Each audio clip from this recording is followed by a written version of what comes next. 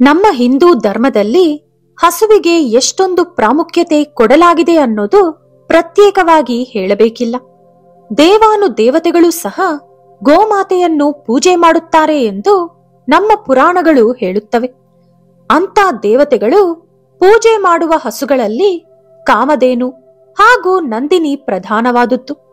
ಈ ವಿಡಿಯೋದಲ್ಲಿ ನಂದಿನಿ ಗೋವಿಗೆ ಸಂಬಂಧಿಸಿದ ಒಂದು ಕಥೆಯನ್ನು ಕೇಳೋಣ.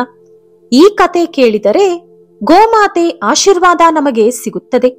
ಗೋಮಾತೆಯ ಆಶೀರ್ವಾದ ಇದ್ದರೆ ಮುಕ್ಕೋಟಿ ದೇವರುಗಳ ಆಶೀರ್ವಾದ ನಮಗೆ ಸಿಕ್ಕಂತೆ ಲೆಕ್ಕ. ಏಕೆಂದರೆ ಮುಕ್ಕೋಟಿ ದೇವರುಗಳು ಒಂದೇ ಸ್ಥಳದಲ್ಲಿ ನೆಲೆಸಿರುವುದು ಅಂದರೆ ಅದು ಕೇವಲ ಒಂದು ಗೋಮಾತೆಯೊಳಗೆ ಮಾತ್ರ. ನಂದಿನಿ ಮಾತೆಯ ಈ ಕತೆ ಕೇಳಿದರೆ ನಿಮ್ಮ ಪಾಪಗಳೆಲ್ಲವೂ ನಾಶವಾಗಿ ಮಹಾಪುಣ್ಯ ಪ್ರಾಪ್ತಿಯಾಗುತ್ತದೆ. ಜೊತೆಗೆ ಮಹಾಲಕ್ಷ್ಮಿಯ ಆಶೀರ್ವಾದ ಕೂಡ ಸಿಗುತ್ತದೆ. ಇದರಿಂದ ಜೀವನದಲ್ಲಿ ನಿಮಗೆ ಹಣದ ಕೊರತೆ ಉಂಟಾಗುವುದಿಲ್ಲ. ಈ ಕತೆ ಕೇಳೋಕ್ಕೂ ಮುಂಚೆ ನೀವಿನ್ನೂ ನಮ್ಮ ಚಾನೆಲ್ ಅನ್ನು ಸಬ್ಸ್ಕ್ರೈಬ್ ಮಾಡ್ಕೊಂಡಿಲ್ಲ ಅಂದ್ರೆ ಖಂಡಿತ ಈಗ್ಲೇ ಸಬ್ಸ್ಕ್ರೈಬ್ ಮಾಡ್ಕೊಳ್ಳಿ. ಹಾಗೆ ಈ ವಿಡಿಯೋ ಇಷ್ಟ ಆದ್ರೆ ಮರೀದೆ ಒಂದು ಲೈಕ್ ಕೊಡಿ. ಪೂರ್ವದಲ್ಲಿ ಕೋಶಲ ರಾಜ್ಯವನ್ನು ದಿಲೀಪ ಎಂಬ ಮಹಾರಾಜ ಆಳುತ್ತಿದ್ದ. ಭೂಮಿಯ 4 ಮೂಲೆಗಳಲ್ಲೂ ದಿಲೀಪನಿಗೆ ಹಿಮಾಲಯ ಪರ್ವತದಷ್ಟು ಮರ್ಯಾದೆ ಇತ್ತು. ರಾಜ್ಯ ಪಾಲನೆಯಲ್ಲಿ ಅವನಿಗೆ ಸರಿಸಾಟಿ ಮತ್ತೊಬ್ಬರಿಲ್ಲ. ಆತನ ಹೆಂಡತಿ ಸುದಕ್ಷಿಣ. ದಿಲೀಪನಿಗೆ ಅಷ್ಟೈಶ್ವರ್ಯ, ಹೆಸರು, ಕೀರ್ತಿ, ಪ್ರತಿಷ್ಠೆ, ಪರಾಕ್ರಮ ಎಲ್ಲವೂ ಇತ್ತು. ಆದರೂ ಸಂತಾನ ಇರದ ಕಾರಣ ಅವನು ಒಳಗೊಳಗೆ ತುಂಬಾ ದುಃಖ ಅನುಭವಿಸುತ್ತಿದ್ದ. ಒಂದು ದಿನ ದಿಲೀಪ ಹಾಗೂ ಸುದಕ್ಷಿಣ ವಸಿಷ್ಠ ಮಹಾಋಷಿಯ ಆಶ್ರಮಕ್ಕೆ ಹೋದರು. ಮಹಾಋಷಿಗಳೇ, ನಮಗೆ ಎಲ್ಲವೂ ಇದೆ, ಆದರೆ ಸಂತಾನ ಇಲ್ಲದೆ ಅದೆಲ್ಲವೂ ಶೂನ್ಯ ಅನಿಸುತ್ತಿದೆ. ಹೇಗಾದರೂ ನೀವೇ ನಮಗೆ ಸಂತಾನ ಆಗುವಂತೆ ಆಶೀರ್ವದಿಸಬೇಕು ಎಂದು ಕೇಳಿಕೊಂಡರು. ಆಗ ವಸಿಷ್ಠ ಮಹಾಋಷಿ ದಿವ್ಯ ದೃಷ್ಟಿಯಿಂದ ನೋಡಿ, ದಿಲೀಪ, ಒಂದು ದಿನ ನೀನು ದೇವೇಂದ್ರನ ಹತ್ತಿರ ಹೋಗಿ ಹಿಂದಿರುಗಿ ಬರುವ ಸಮಯದಲ್ಲಿ ಕಲ್ಪವೃಕ್ಷದ ಕೆಳಗಡೆ ಕಾಮಧೇನು ವಿಶ್ರಾಂತಿ ಪಡೆಯುತ್ತಿತ್ತು. ಆದರೆ ನೀನು ಆಕೆಯನ್ನು ನೋಡಿಯೂ ಕೂಡ ಯಾವುದೋ ಯೋಚಿಸುತ್ತಾ ಆಕೆಗೆ ನಮಸ್ಕರಿಸದೆ ಹಾಗೆ ಹೊರಟು ಬಿಟ್ಟೆ. ಸಕಲ ದೇವತೆಗಳು ಕಾಮಧೇನುವನ್ನು ಪೂಜಿಸುತ್ತಾರೆ. ಅಂಥದ್ದರಲ್ಲಿ ನೀನು ನೋಡಿಯೂ ನಮಸ್ಕರಿಸದೆ ಬಂದು ಬಿಟ್ಟೆ. ಆದ್ದರಿಂದಲೇ ಈ ಅನಾಹುತ ನಡೆಯಿತು. ಕಾಮಧೇನುವನ್ನು ನೋಡಿಯೂ ಹಾಗೆ ಹೊರಟಿದ್ದ ನಿನ್ನನ್ನು ನೋಡಿ, ಮಹಾರಾಜ, ನೀನು ನನ್ನ ಮಗಳಾದ ನಂದಿನಿಯನ್ನು ಪೂಜಿಸಿ ಅವಳನ್ನು ಮೆಚ್ಚಿಸಿದಾಗ ಮಾತ್ರವೇ ನಿನಗೆ ಸಂತಾನವಾಗುತ್ತದೆ ಎಂದು ಕಾಮಧೇನು ಶಾಪ ಕೊಟ್ಟಿತು. ಆದರೆ ನೀನು ಏನನ್ನೋ ಯೋಚಿಸುತ್ತಿದ್ದುದರಿಂದ ಕಾಮಧೇನುವಿನ ಮಾತುಗಳನ್ನು ಕೇಳಿಸಿಕೊಳ್ಳಲಿಲ್ಲ. ಅಂದು ಕಾಮಧೇನು ಕೊಟ್ಟ ಶಾಪದಿಂದಲೇ ಈಗ ನಿನಗೆ ಸಂತಾನವಿಲ್ಲ ಎಂದು ವಸಿಷ್ಠ ಮಹಾಋಷಿ ಹೇಳಿದರು. ಸರಿಯಾಗಿ ಅದೇ ಸಮಯದಲ್ಲಿ ನಂದಿನಿ ಹಸು ಅಲ್ಲಿಗೆ ಬಂದಿತು. ವಸಿಷ್ಠ ಮಹಾಋಷಿ ನಂದಿನಿಯನ್ನು ದಿಲೀಪನಿಗೆ ಒಪ್ಪಿಸಿ ಇದನ್ನು ಶ್ರದ್ಧಾಭಕ್ತಿಯಿಂದ ನೋಡಿಕೋ ಎಂದು ಹೇಳಿದರು. ದಿಲೀಪ ಹಾಗೂ ಸುದಕ್ಷಿಣ ನಂದಿನಿಯನ್ನು ಅರಮನೆಗೆ ಕರೆತಂದರು.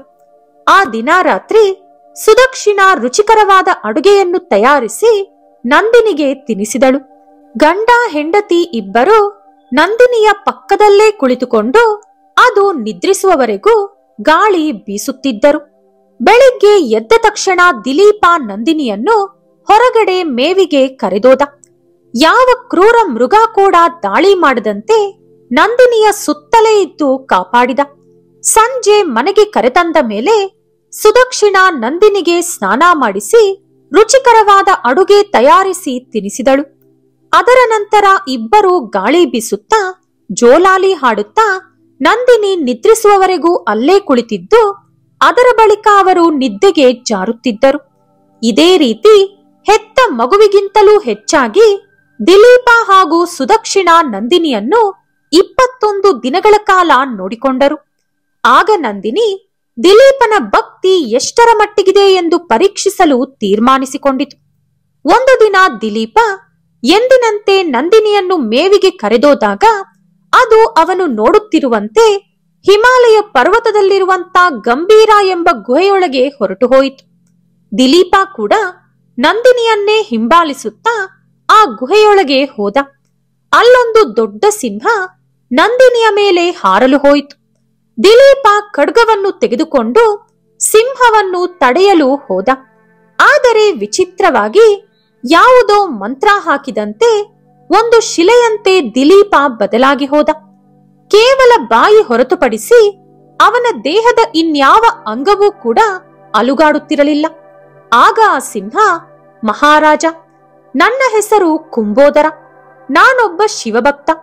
ಈ ಸ್ಥಳದಲ್ಲಿ ಪಾರ್ವತಿ ಮಾತೆಗೆ ಪ್ರಿಯವಾದ ದೇವದಾರು ವೃಕ್ಷವಿದೆ. ಆ ಮರಕ್ಕೆ ಕಾವಲಾಗಿ ಪರಮೇಶ್ವರ ನನ್ನನ್ನು ನೇಮಿಸಿದ್ದಾರೆ. ಇಲ್ಲಿಗೆ ಬಂದ ಯಾವ ಜೀವಿಯನ್ನಾದರೂ ನಾನು ಕೊಂದು ಯಮಪುರಿಗೆ ಕಳಿಸುತ್ತೇನೆ. ನಿನ್ನ ಶಕ್ತಿ ಯುಕ್ತಿ ನನ್ನ ಮುಂದೆ ಕೆಲಸ ಮಾಡುವುದಿಲ್ಲ ಅಂದಿತು. ಆಗ ದಿಲೀಪ, ಮೃಗರಾಜ, ದಯವಿಟ್ಟು ಈ ಹಸುವನ್ನು ಬಿಟ್ಟು ಬಿಡು, ಇದಕ್ಕೆ ಬದಲಾಗಿ ನನ್ನನ್ನು ಬಲಿ ಪಡೆದುಕೋ ಅಂದ. ಆಗ ಸಿಂಹ, ಮಹಾರಾಜ, ನೀನು ಇಷ್ಟೊಂದು ಅಮಾಯಕ ಎಂದು ಗೊತ್ತಿರಲಿಲ್ಲ. ಕೇವಲ ಒಂದು ಹಸುವಿಗಾಗಿ ನಿನ್ನ ಪ್ರಾಣ ಕೊಡಲು ಹೊರಟಿರುವೆ. ನಿನ್ನ ಈ ಸೌಕರ್ಯವಾದ ಜೀವನವನ್ನು ಈ ಹಸುವಿಗಾಗಿ ಏಕೆ ಬಿಟ್ಟುಕೊಡುತ್ತೀಯ? ನನ್ನ ಮಾತು ಕೇಳಿ ನಿನ್ನ ರಾಜ್ಯಕ್ಕೆ ಹಿಂದಿರುಗು ಅಂದಿತು.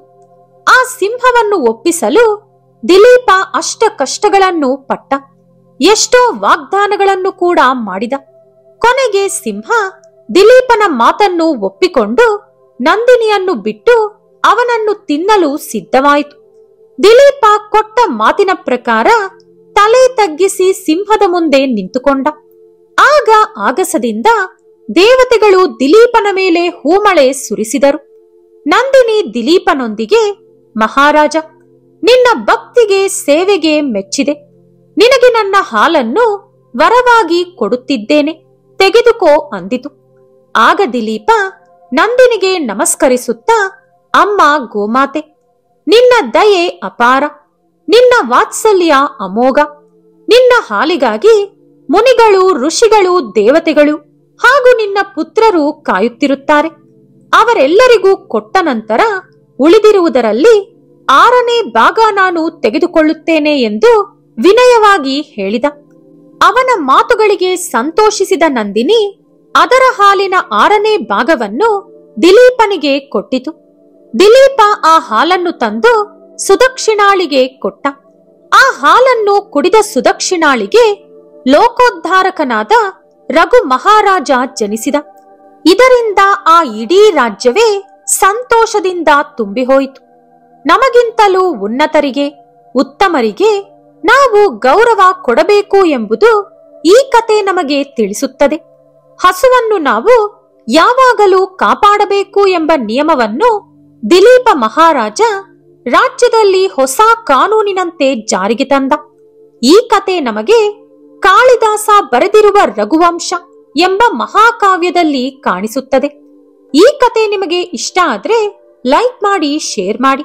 ಇಂಥ ಹೆಚ್ಚಿನ ಉತ್ತಮ ಕತೆಗಳಿಗಾಗಿ ತಪ್ಪದೇ ನಮ್ಮ ಚಾನೆಲ್ ಅನ್ನು ಸಬ್ಸ್ಕ್ರೈಬ್ ಮಾಡ್ಕೊಳ್ಳಿ. ನಾಳೆ ಮತ್ತೊಂದು ವಿಡಿಯೋದೊಂದಿಗೆ ಪುನಃ ಭೇಟಿಯಾಗೋಣ. ಧನ್ಯವಾದಗಳು.